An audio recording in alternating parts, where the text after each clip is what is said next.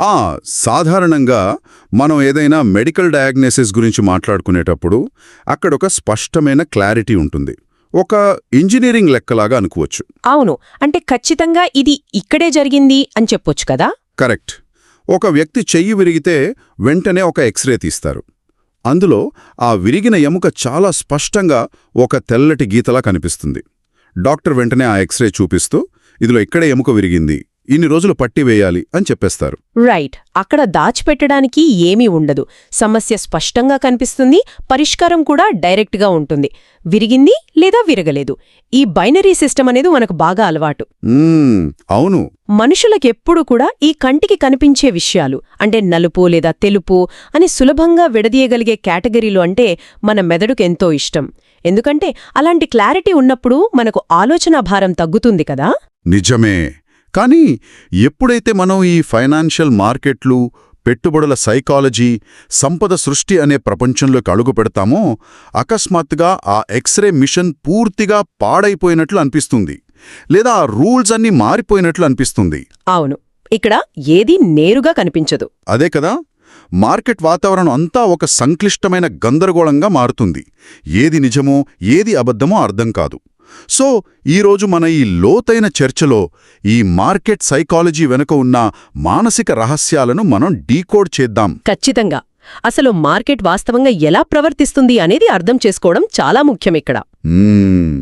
So ముందుగా మనుషుల ఆలోచనలకు వాస్తవ ఆచరణకు మధ్య ఉన్న గ్యాప్ గురించి మాట్లాడదాం. చాలామందికి మనసులో మంచి ఉద్దేశాలుంటే ఆటోమేటిక్గా మార్కెట్లో సక్సెస్ అవుతారనే నమ్మకం ఉంటుంది కదా. దీని గురించి మీరేమంటారు? ఆ నమ్మకమే అతిపెద్ద భ్రమ అని చెప్పాలి. సంపద సృష్టి అనేది మార్కెట్ కంటే ముందు మన బుర్రలో మొదలవుతుందనేది వాస్తవమే. కానీ మన ఉద్దేశాలు వాస్తవ ప్రపంచంలో ఎలా పనిచేస్తాయనేది ఇక్కడ అసలు పాయింట్. అంటే ఒక కర్మ సిద్ధాంతంలాగా అంటారా? ఎగ్జాక్ట్లీ, కర్మ సిద్ధాంతమే. భౌతిక శాస్త్ర నియమాల ప్రకారం చూసినా లేదా మన పురాతన కర్మ సిద్ధాంతం కోణంలో చూసినా ప్రకృతి కేవలం ఒక మంచి ఆలోచన చేసినందుకు ఎవరికీ ఎలాంటి రివార్డ్ ఇవ్వదు. ఓ, అంటే కేవలం ఆలోచనకు విలువ లేదు? అస్సలు లేదు. ప్రకృతి లేదా మార్కెట్ అనేది పూర్తిగా ఒక న్యూట్రల్ సిస్టమ్. అది కేవలం ఆచరణకు, అంటే మనం తీసుకునే యాక్షన్కి మాత్రమే స్పందిస్తుంది. మంచి ఉద్దేశం ఉండి ఏ పనీ చేయకపోతే ఫలితం 0. వావ్!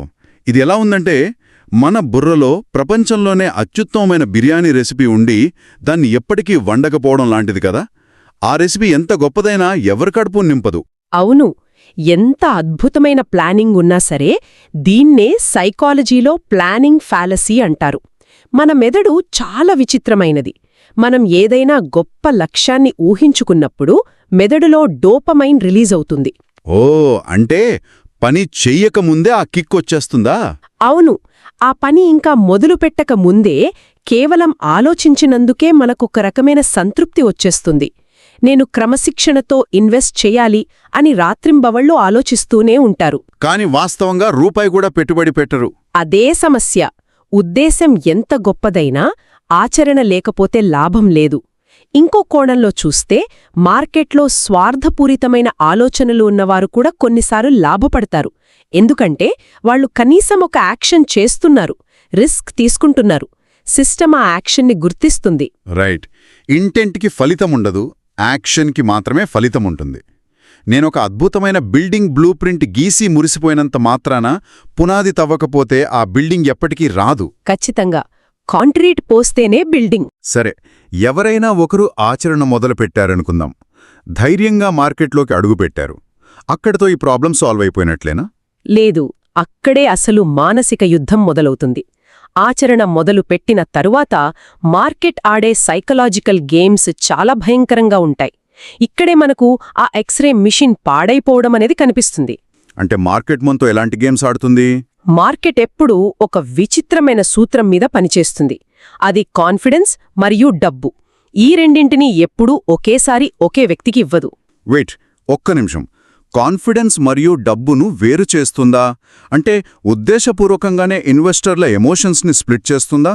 ఇది ఎలా సాధ్యం? కొంచెం వివరించండి. చూడండి, మార్కెట్లో ఇన్స్టిట్యూషనల్ ప్లేయర్స్ ఉంటారు. అంటే స్మార్ట్ మనీ అంటాం కదా. వాళ్ళు 1000 కోట్లు కొనాలంటే దానికి తగ్గట్టుగా అమ్మేవారుండాలి. అవును, ఎవరో ఒకరు అమ్మితేనే కదా వీళ్ళు కొనేది. మరి ఆ లిక్విడిటీ ఎక్కడి నుంచి వస్తుంది? రీటైల్ ఇన్వెస్టర్లు భయపడి పానిక్లో అమ్మేసినప్పుడే వస్తుంది. అందుకే మార్కెట్ పడిపోతున్నప్పుడు చార్ట్లు, న్యూసు అన్నీ కూడా మార్కెట్ కుప్పకూలబోతోంది అని క్లియర్గా చూపిస్తాయి. ఆ సమయంలో అమ్మేవాళ్లకు ఫుల్ కాన్ఫిడెన్స్ ఉంటుందన్నమాట. ఖచ్చితంగా తాను తీసుకున్న నిర్ణయం 100% రైట్ అని వాళ్లకనిపిస్తుంది. మార్కెట్ వాళ్లకు నువ్వు రైట్ అనే కాన్ఫిడెన్స్ ఇస్తుంది, కాని వాళ్ల డబ్బులు మాత్రం కరిగిపోతాయి. అదొక సైకలాజికల్ మిర్రర్ హౌస్ లాంటిదనమాట. ఎక్కడైతే మనకు అత్యంత సురక్షితంగా, కాన్ఫిడెంట్గా అనిపిస్తుందో అక్కడే అతిపెద్ద ప్రమాదం ఉంటుంది. మరి మార్కెట్ పెరుగుతుందని నమ్మి హోల్డ్ చేసే బుల్స్ పరిస్థితి ఏంటి? వాళ్ల పరిస్థితి పూర్తి వ్యతిరేకం.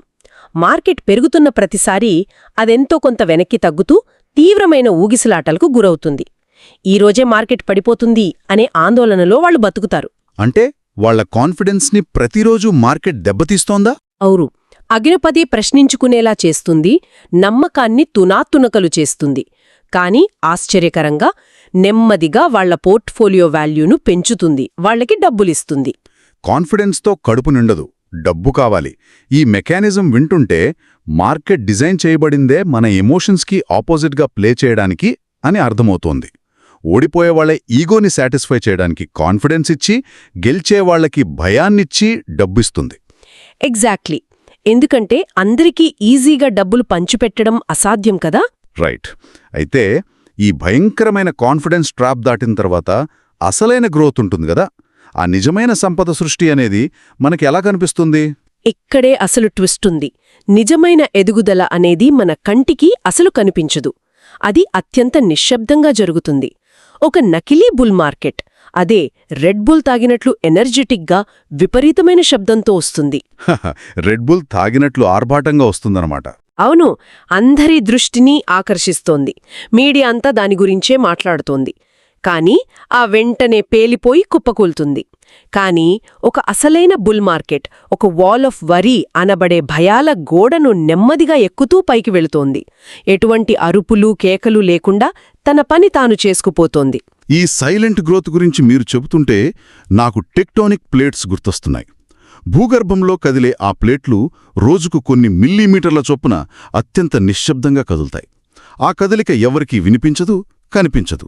అవును, కరెక్ట్గా సరిపోయే ఉదాహరణ. భూమి పైనున్న వాళ్లకి ఏమీ జరగడం లేదనిపిస్తుంది. కానీ 100 గడిచాక చూస్తే ఆ సైలెంట్ మూమెంట్ వల్లే హిమాలయాల లాంటి అతిపెద్ద పర్వతాలు ఏర్పడతాయి. అదే ఒక అగ్నిపర్వతమైతే విపరీతమైన శబ్దం వస్తుంది, ఆకాశమంతా వెలుతురు వస్తుంది, ఒక ఫేక్ బుల్లాగా. అవును, కానీ చివరికి అది మిగిల్చేది బూడిద మాత్రమే. రైట్. టెక్టానిక్ ప్లేట్స్ నిశ్శబ్దంగా పర్వతాలను నిర్మిస్తాయి. కాంపౌండింగ్ కూడా సరిగ్గా అలాగే పునాదుల నుండి నెమ్మదిగా పెరుగుతుంది. అదే మనం ఇంట్లో వాడే గోడ గడియారాన్ని తీసుకున్నా ఇదే వర్తిస్తుంది. సెకండ్ల ముల్లు ఎప్పుడూ టిక్ టిక్ మంటూ సౌండ్ చేస్తూ తిరుగుతుంటుంది. అందరి దృష్టి దానిమీదే ఉంటుంది. కాని నిమిషాల ముల్లు లేదా గంటల ముల్లు వైపు కంటిన్యూస్గా చూస్తే అవి ఇక్కడే ఆగిపోయినట్లొక భ్రమ కలుగుతుంది. 1 గంట తర్వాత చూస్తేగాని దాని ప్రోగ్రెస్ మనకు అర్థం కాదు. అసలైన సంపద కూడా అంతే. రోజూ చూస్తూ కూర్చుంటే ఏమీ జరగనట్లు అనిపిస్తుంది. మరి ఈ సైలెంట్ గ్రోత్ని భరించటం మనుషులకు అంత కష్టం. మనకు అన్ని వెంటనే కావాలనే ఈ ఇన్స్టెంట్ గ్రాటిఫికేషన్ ఎందుకొస్తుంది అంటారు? దానికి కారణం మన ఎవల్యూషనరీ బయాలజీ, అంటే మానవ పరిణామ క్రమం. మన పూర్వీకులు అడవుల్లో బతికినప్పుడు తక్షణ ముప్పులకు రియాక్ట్ అయ్యేలా మన బ్రెయిన్ డిజైన్ చేయబడింది. అంటే పొదల్లో సౌండ్ రాగానే పారిపోవాలి. అవును, వాళ్లకి లాంగ్ టర్మ్ ప్లానింగ్ అవసరం లేదు. ఆ క్షణం ప్రాణాలు కాపాడుకోవడమే ముఖ్యం. ఆనాటి ఆ సర్వైవల్ ఇన్స్టింక్ట్ నేటికీ మన మెదడులో అలాగే ఉండిపోయింది. అందుకే రేపటి కాంపౌండింగ్ కన్నా ఈరోజు స్క్రీన్ మీద కనిపించే ఎర్రటి నష్టాలే పెద్ద ప్రమాదంగా కనిపిస్తాయి మనకి. వావ్, ఇది చాలా డీప్ పాయింట్. నెమ్మదిగా జరిగే ఎదుగుదలను మన మెదడు ప్రాసెస్ చేయలేదు, వెంటనే ఆందోళన పడుతోంది. అందుకే వారెన్ బఫెట్ గారు ఒక మాట అంటారు, ప్రపంచంలో అందరికీ ధనవంతులవ్వాలని ఉంటుంది, కానీ నిదానంగా ధనవంతులవ్వడం మాత్రం ఎవరికీ ఇష్టముండదు అని. అక్షర సత్యం. వేగంగా వచ్చేది వేగంగానే పోతుంది. టెక్టోనిక్ ప్లేట్స్ లాగా నెమ్మదిగా వచ్చేదే పర్మనెంట్గా ఉంటుంది. సో ఇదంతా థియరీ పరంగా చాలా బాగా అర్థమైంది. కానీ ప్రాక్టికల్గా ఈ గేమ్ ఆఫ్ టూ రూల్స్ గురించి మాట్లాడదాం. ఈ కాన్ఫిడెన్స్ ట్రాప్ నుండి తప్పించుకుని మనుగడ సాగించడానికి ఇన్వెస్టర్లు ఏ రూల్స్ పాటించాలి? ఈ మార్కెట్ అనే సుదీర్ఘమైన ఆటలో మనుగడ సాగించాలంటే ప్రధానంగా 2 గోల్డెన్ రూల్స్ పాటించాలి. మొదటి నియమం, మార్కెట్ ట్రెండ్కు ఎప్పుడూ ఎదురు వెళ్లకూడదు. అంటే నదికి ఎదురేదకూడదనమాట. కరెక్ట్. మార్కెట్ అనేది ఉద్ధృతంగా ప్రవహించే ఒక పెద్ద నదిలాంటిది. దానికి ఎదిరీది నా సత్తా నిరూపించుకుంటాను అనుకోవడం అహంకారమవుతుంది. కళ్ళు తెరిచి మార్కెట్ ఎటు ప్రయాణిస్తుందో అటువైపే మనం ప్రయాణించాలి. మార్కెట్ ఎప్పుడూ సుప్రీం. ఓకే, ట్రెండ్కి ఎదురు వెళ్లకూడదు, క్లియర్. మరి మన ఎమోషన్స్కి షీల్డ్ లాగా పనిచేసే ఆ రెండో నియమం ఏమిటి? రెండవ నియమం అత్యంత ముఖ్యమైనది, పాటించడానికి చాలా కష్టమైనది కూడా. అదేంటంటే ఈ ఆటలో నుండి ఎప్పుడూ పూర్తిగా బయటకు రాకూడదు. Never exit completely. పూర్తిగా బయటకు రాకూడదు. దీన్ని ప్రాక్టికల్గా చూద్దాం. ఇప్పుడు మార్కెట్ సంవత్సరాల తరబడి పెరిగి ఒక ఆల్ టైమ్ హైకి చేరుకుంది అనుకుందాం. లాభాలు కళ్లెదుట కనిపిస్తున్నప్పుడు మార్కెట్ ఎక్కడ పడిపోతుందో అనే ఒక తీవ్రమైన భయం వస్తుంది. అవును, వస్తుంది. అప్పుడు ఏమనిపిస్తుంది? ఇక చాలు, వచ్చినంత వరకు తీసుకుని మొత్తం ఇన్వెస్ట్మెంట్ వెనక్కి తీసుకుని సేఫ్గా కూర్చుందామనిపిస్తుంది. అలా మొత్తం లాభాలు బుక్ చేసుకోవడం ఎందుకు తప్పుంటారు? ఇక్కడే మనకు లాస్ అవర్షన్ అనే సైకలాజికల్ బయాస్ పనిచేస్తుంది. మనుషులకు లాభమొచ్చిన ఆనందం కంటే ఆ లాభాన్ని కోల్పోతామేమో అనే భయం రెట్టింపుంటుంది. మార్కెట్ ఓవర్బాట్ అయిపోయింది, రేపు క్రాష్ అవుతుంది అనిపించగానే 100% ఒకేసారి అమ్మేస్తారు. కానీ మార్కెట్ ఎప్పుడు టాప్ అవుతుందో ఎవరూ చెప్పలేరు కదా. ఎగ్జాక్ట్లీ. ప్రపంచంలో ఎవరూ ఖచ్చితంగా చెప్పలేరు. మార్కెట్ బైనరీ కాదు, అది ప్రాబబిలిటీస్ మీద నడుస్తుంది. అందుకే మొత్తం అమ్మేయడం అనే బైనరీ నిర్ణయం తీసుకోకూడదు. పెట్టుబడి భయపెడుతున్నప్పుడు ఒక 40 లేదా 50% వెనక్కి తీసుకోండి. మిగతా సగం అలాగే ఉంచాలి. ఓ, అంటే ఎప్పుడూ ఒక కాలు మార్కెట్ అనే తలుపు మధ్యలో ఉంచాలి. దీని వెనుకున్న సైకాలజీ చాలా బాగుంది. మనం గేమ్ నుండి పూర్తిగా అవుట్ అవ్వకపోవడం వల్ల మన ఆందోళన సగానికి తగ్గిపోతుంది కదా. అవును. ఒకవేళ మార్కెట్ మనం ఊహించింది దానికి భిన్నంగా ఇంకా పైకి వెళ్తే ఆ మిగిలిన సగంతో లాభాన్ని ఎంజాయ్ చేస్తాం. అయ్యో ముందే అమ్మేశానే అనే బాధ ఉండదు. ఒకవేళ నిజంగానే పడిపోయినా సరే అప్పటికే సగం లాభాలు తీసుకున్నాం కాబట్టి పెద్ద భయముండదు. ఇది రిస్క్ మేనేజ్మెంట్కి అద్భుతమైన టెక్నిక్. ఖచ్చితంగా. భయపడి 100% బయటకొచ్చేస్తే, ఒకవేళ అది రియల్ బుల్ మార్కెట్ అయ్యి టెక్టానిక్ ప్లేట్స్ లాగా సైలెంట్గా పైకి వెళ్తూనే ఉంటే ఆ భారీ సంపదను కోల్పోతాం. మళ్ళీ ఎప్పుడు ఎంటర్ అవ్వాలో అర్థం కాదు. అందుకే ఎప్పుడూ ఆటలో ఎంతో కొంత ఉంచడం అనేది గోల్డెన్ రూల్. నిజంగా ఈరోజు ఈ అనాలిసిస్ మన ఆలోచన విధానాన్ని మార్చేలా ఉంది. మనమిప్పుడుదాకా మాట్లాడుకున్నది ఒకసారి సమరైజ్ చేస్తే, కేవలం ఆలోచన కాదు, యాక్షన్ ముఖ్యమని కర్మ సిద్ధాంతం ద్వారా తెలుసుకున్నాం. అవును.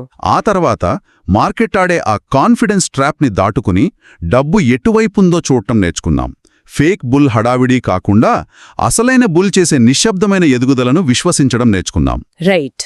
చివరగా ట్రెండ్కి ఎదురు వెళ్లకూడదు, అలాగే గేమ్లో ఎప్పుడూ ఒక కాలు ఉంచాలి అనే ప్రాక్టికల్ సూత్రాన్ని అర్థం చేసుకున్నాం. ఖచ్చితంగా.